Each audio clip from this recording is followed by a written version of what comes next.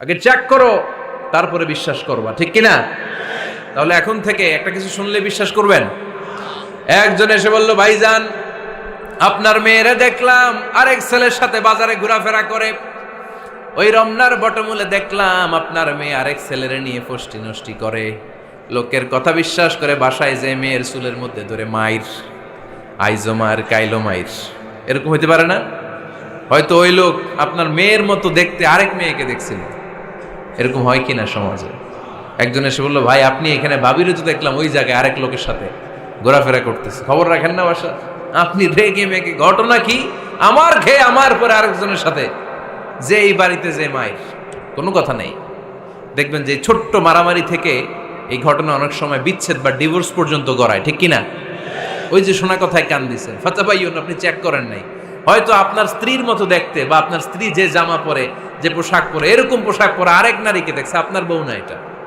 আপনার মেয়ের ব্যাপারে যে তথ্য দিয়েছে এটা সঠিক নয়, সে আপনার মেয়ের মতো আরেকটা মেয়েকে দেখেছে, এসে আপনার কাছে বলে দিছে, আপনি বিশ্বাস করছেন। ভেজাল আছে না নাই?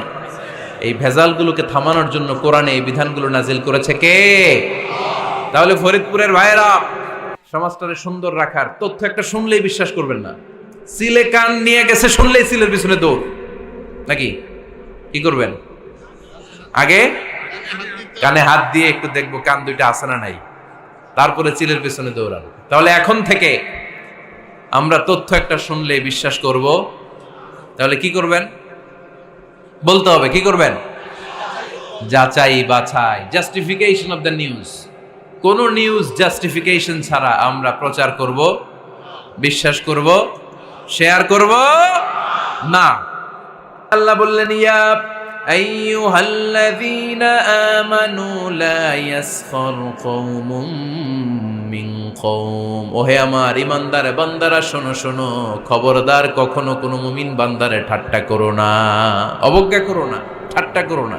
তার মনে কষ্ট হয় এমন কোনো কথা তারে বলো না। Never scoff of anybody.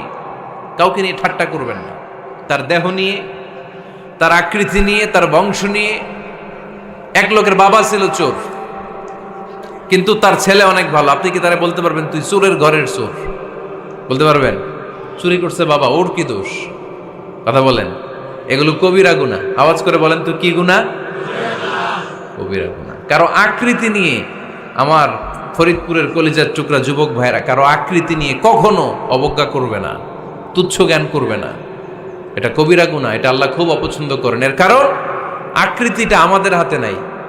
আমাদের কারো নাক লম্বা, কারো খাটো, আমরা কেউ কালো, কেউ সাদা, আমরা কেউ স্মার্ট, কেউ অন্যরকম। তো এই যে আমাদের এক এক ধরনের আকৃতি, এটা কি আমি বানাইছি? আপনি বানাইছেন? দিছে কে? এই জন্য কারো দেহের গঠন নিয়ে যদি আপনি অবজ্ঞা করেন, এটা প্রক্ষান্তরে আপনি স্রষ্টাকে নিয়ে অবজ্ঞা করলেন। কারো দেহের আকৃতি নিয়ে যদি আপনি তুচ্ছ করেন, তাকে তুচ্ছ করেননি, আমার রবকে আপনি তুচ্ছ করেছেন। চিল্লায় বলেন ঠিক কিনা? খবরদার, তুই কালু, তুই লম্বু, তুই মোটু, তুই কানা, তুই রোহিঙ্গা, আছে না নাই? ইদানিং ইদানিং এটা খুব চলে। এই রোহিঙ্গা নামটা আছে না? ফরিদপুরে এগুলো ঢুকে নাই না? আমাদের ওইদিকে দেখি কি অবস্থা, কারোর সাথে কেউ লাগলে কই তুই রোহিঙ্গা। কি আশ্চর্য, এই গালি কবে আসলো? হ্যাঁ, অনেক ধরনের গালি। ঢাকায় আর একটা চলে ফইন্নির ভূত, কি বলে? এই এগুলো আগে শুনি নাই আমরা, রিসেন্ট এগুলো বলা শুরু করছে, ফইন্নির ভূত, রোহিঙ্গা। না, এগুলো বলে আপনি কাউকে অবজ্ঞা করতে পারবেন? পারবেন না। খবরদার, এটা কবিরা গুনাহ, এটা ছোট গুনাহ মনে করবেন না। কারণ আকৃতি নিয়ে তুচ্ছ করা যায় না, কারণ আকৃতি দান করেছে কে? হুয়াল্লাযী ইউসাউইরুকুম ফিল আরহামি কাইফা ইয়াশা, লা ইলাহা ইল্লা হুয়াল আজিজুল হাকীম। তিনি এমন সত্তা, যিনি তোমাদের চেহারার অবয়ব দিয়েছেন, তোমাদের আকৃতি দান করেছেন তখন যখন তোমরা মায়ের পেটের ভেতরে ছোট্ট জোকের মতো ছিলা। মায়ের পেটের ভেতরে আমরা যখন সবাই এত ছোট্ট, তখনই আমাদের চেহারার আকৃতি দিয়েছে কে?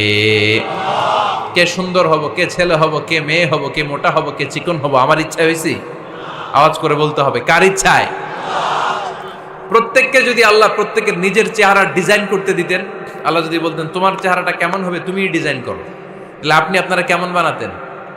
হ্যাঁ বলেন, ফরিদপুরের ভাইরা বলেন, সুন্দর করে বানাতেন তাই না? সবচাইতে স্মার্ট, সবচেয়ে সুন্দর করে আমি আমার চেহারাটা বানাতাম যদি আমাকে ডিজাইন করার সুযোগ দেওয়া হতো। কিন্তু এই সুযোগ তো আল্লাহ দেন নাই। ডিজাইন স্বয়ং করে দিয়েছেন কে?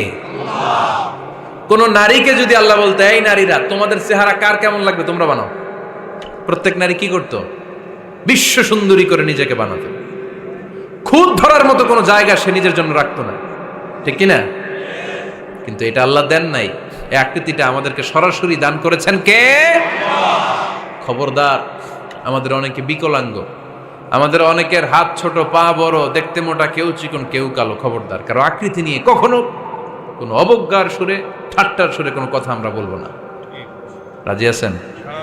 সবাই রাজি আছেন? আল্লাহ রাসূল সাল্লাল্লাহু আলাইহি ওয়াসাল্লামের এক সাহাবী ছিল, নাম ইবনে মাসউদ রাদিয়াল্লাহু তাআলা আনহু। ওনার পায়ের নলা ছিল খুব চিকন, অস্বাভাবিক চিকন, স্বাভাবিক না। তো উনিও এটা ঢেকে রাখতেন, দেখাতেন না কাউকে। একদিন উনি খেজুর পাড়ার জন্য খেজুর গাছে উঠলেন। খেজুর গাছে ওঠার পরে নিচ থেকে সাহাবারা পায়ের চিকন নলা দেখে ফেলছে। দেখে সবাই হাসি, সবাই হেসে কুটি কুটি। বিশ্বনবী বললেন, হেসো না, খবরদার, আমার ইবনে মাসুদের পায়ের চিকন নলা দেখে হেসো না। আমার ইবনে মাসুদের এই পায়ের চিকন নলা যদি মিজানের পাল্লায় উঠিয়ে দেয়া হয়, কিয়ামতের দিন উহুদ পাহাড়ের চেয়েও ভারী হয়ে যাবে। খবরদার, আমার ইবনে মাসুদকে আমার আল্লাহ অনেক পছন্দ করে, তার পা চিকন দেখে তাকে তুচ্ছ করো না। আল্লাহর হাবিব সাল্লাল্লাহু আলাইহি ইসলামের 11 জন স্ত্রীর মধ্য থেকে একজন স্ত্রী ছিলেন একজন স্থূল আকৃতির, অবিসিটি ছিল, একটু মোটা। ওনার নাম ছিল সাফিয়া রাদিয়াল্লাহু তাআলা আনহা। আম্মা জান আয়েশার সাথে একবার সাফিয়ার ঝগড়া। নবীদের বউদের মাঝে মাঝে মাঝে ঝগড়া হতো, তবে সেটা হতো মধুর ঝগড়া। সুবহানাল্লাহ পড়েন। আম্মা জান আয়েশা রাদিয়াল্লাহু তাআলা আনহার বাসায় একদিন বিশ্বনবী বসা ছিলেন। আরেকজন স্ত্রী, বিশ্বনবীর আরেকজন স্ত্রী রান্না করে কিছু খাবার আম্মা জান আয়েশার ঘরে পাঠিয়েছেন। এক দাসী দিয়ে বলল, যাও এটা আয়েশার ঘরে দিয়ে আসো, কারণ নবী আয়েশার ঘরে। আম্মা জান আয়েশা রাদিয়াল্লাহু তাআলা আনহা বললেন, এগুলো কি? ওই দাসী বলে, তরকারি। কে দিছে? অমুক স্ত্রী। কেন দিয়েছে? আমি কি রান্না করতে পারি না? তোমরা রান্না তোমরা খাও।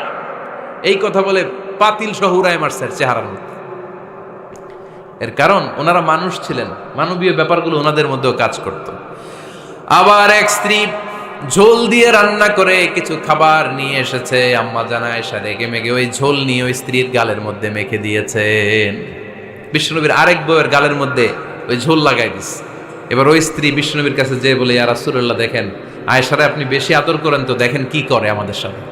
এই যে আমাদের গালের মধ্যে ঝোল মাখাই একেবারে মেকআপ বানাই দিচ্ছে। বিষ্ণু ইসা ইসলাম বললেন, তাই আয়েশাকে ডাকো। আম্মা জান আয়েশা রাদিয়াল্লাহু তাআলা আনহা আসলেন। আল্লাহ রাসূল সাল্লাল্লাহু আলাইহি ওয়াসাল্লাম বললেন, তুমি কি আমার এই স্ত্রীর সাথে এমন আচরণ করেছো? আম্মা জান আয়েশা বললেন, করেছি। কেন? আম্মা জান আয়েশা বললেন, তখন মেজাজটা গরম ছিল, এখন বুঝতে পারতেছে আসলে এই কাজটা করা ঠিক হয় নাই। এবার বিশ্বনবী বিচার করবেন। বিশ্বনবী বললেন, আল কিসাস, যেমন করা হয়েছে বিচার হবে তেমন। তোমার গালে যেমনি ঝোল লাগাই দিছে, তুমি একটু ঝোল নিয়ে আয়েশার গালে লাগাই দাও। সুবহানাল্লাহ পড়বেন না? ওই স্ত্রীও কিছু ঝোল নিয়ে আম্মা জান আয়েশার গালে লাগাই দিল। এখন দুইজনে হাসতেছে, বিশ্বনবীও হাসলেন, আরশের উপর থেকে খুশি হয়ে গেলেন কে? তো স্ত্রীদের মধ্যে মাঝে মাঝে এটা ঘটতো। সাফিয়া রাদিয়াল্লাহু তাআলা আনহা ছিলেন একটু মোটা। আম্মা জান আয়েশা বললেন, ইয়া রাসূলুল্লাহ, দেখেন আপনার মুটি বউ, আপনার মুটকি বউ, এই মুটি বউ বলে একদিন একটা গালির মতো দিয়ে ফেলছে। আল্লাহ রাসূল সাল্লাল্লাহু আলাইহি ওয়াসাল্লাম রেগে গেলেন, বললেন, আয়েশা এটা কেমন কথা? তুমি বললা মুটি, আমার সাফিয়ারে তুমি মুটি বলে গালে দিলা রে আয়েশা।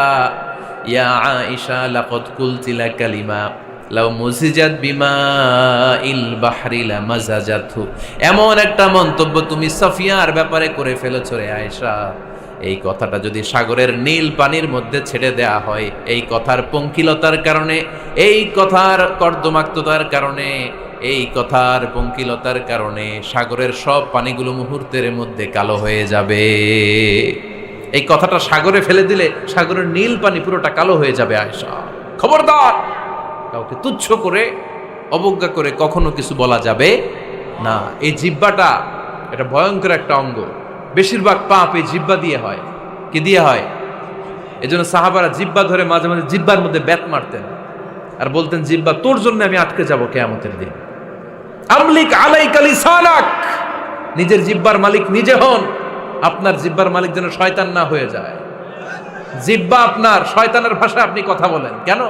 খবরদার, প্রতিটা কমেন্ট, প্রতিটা কথা, প্রতিটা মন্তব্য, এগুলোর ব্যাপারে কিয়ামতের দিন পাই টু পাই করে আপনার কাছে আল্লাহর সুপ্রিম কোর্টের কাঠগড়ায় দাঁড় করিয়ে আপনারা জিজ্ঞেস করবে কে? এজন্য বিশ্বনবী বলছেন মাইয়াদমানলি মা বাইনা লিহিয়াইহি ওয়া মা বাইনা রিজলাইহি আদমান লাহুল জান্নাহ। আমার কোন উম্মত যদি দুইটা অঙ্গের গ্যারান্টি আমারে দেয়, আমি আমার উম্মতকে জান্নাতের গ্যারান্টি দেব। দুইটা অঙ্গের, একটা হলো জিহ্বা আর একটা লজ্জাস্থান।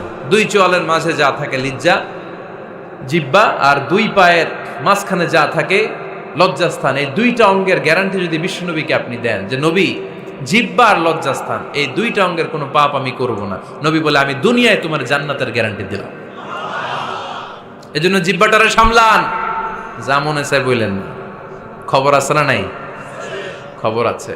মা ইয়ালফিযু মিন কাউলিন ইল্লা লাদাইহি রাকীবুন আতীদ। যা মুখ দিয়ে বের হয় লিখে রাখার জন্য দুইজন ফেরেশতা রেডি করে রেখেছে কে? চিল্লায় বলেন। যতদিন আমরা বেঁচে থাকবো ততদিন থাকবে আমাদের কাঁধে। আমরা মরে যাবো, এই ফেরেশতারা উড়াল দিবে, ঠিক কিনা?